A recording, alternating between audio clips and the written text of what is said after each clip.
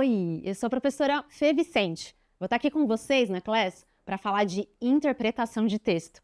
Você sabe que nessa primeira aula, nesse primeiro momento, é importante a gente ter uma noção do que vem a ser texto?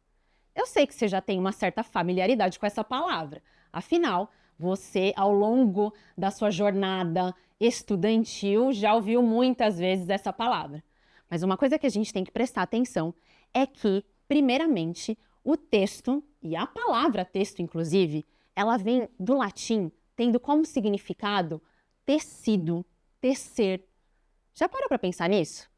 Essa ideia de tecer vai ser muito importante para a gente, porque formar um tecido é uma comparação que a gente pode fazer com formar e construir um texto.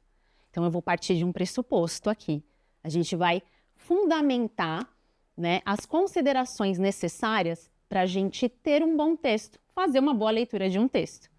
Primeira delas, vamos lá? Olha só, o texto não é um aglomerado de frases. O que isso significa? Que não basta simplesmente juntar uma palavra com outra, ou uma frase com outra dentro de um texto, para a gente falar, pronto, tem um texto aqui produzido. Esse texto, ele nunca vai ter uma relação autônoma. A gente até fala, as partes do texto, elas são solidárias, nunca solitárias, porque elas precisam sempre vir acompanhadas e precisam, sobretudo, de um contexto. Palavra essa que vocês também já conhecem bastante, Para a gente exemplificar como tudo precisa de um contexto, eu selecionei um exemplo aqui, que é de um dos artistas brasileiros mais aclamados e que a gente conhece e eu particularmente adoro muito, muito, que se você não conhece, a partir de agora vai precisar conhecer. É do Chico Buarque. Então, o Chico tem uma música dele que se chama Apesar de Você.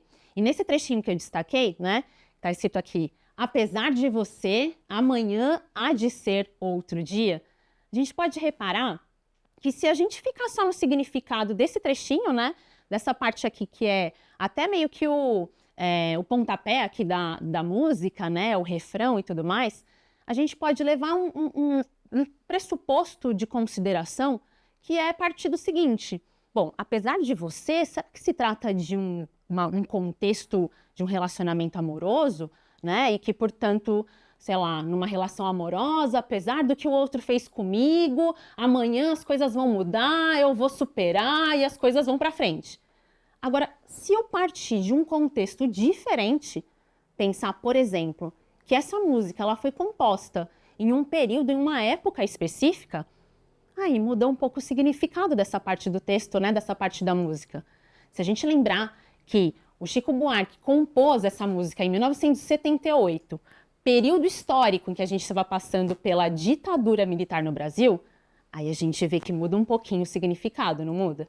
Ou seja, apesar de você, não vai ser mais um caso amoroso ou alguém ali que atrapalhou o dia, o momento da vida desse eu lírico dentro da música. Mas você, no caso, é, quem sabe, o sistema ditatorial. E no finalzinho desse trecho, ele diz, amanhã há de ser outro dia.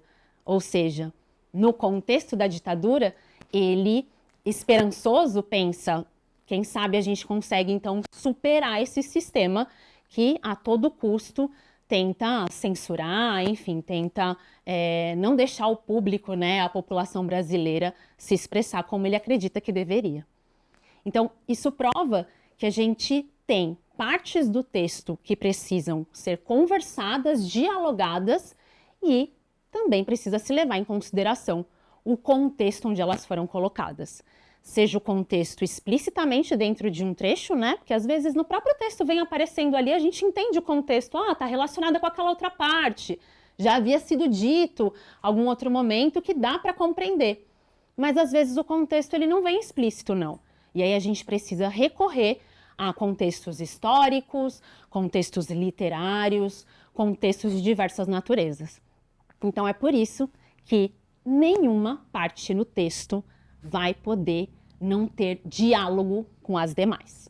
Então, sabendo desse primeiro fundamento, a gente já começa a ter um pouco de noção do que é um texto, apesar de conhecer muitíssimo essa palavra, mas eu acredito que se a gente pensar um pouquinho melhor sobre o que vem a ser um texto, a gente consiga também fazer uma melhor leitura dos textos que eu sei que você vai ter que enfrentar aí pela frente no Enem, não é isso?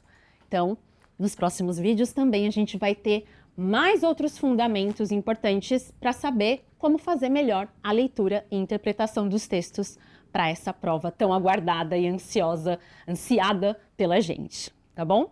Até mais, bons estudos!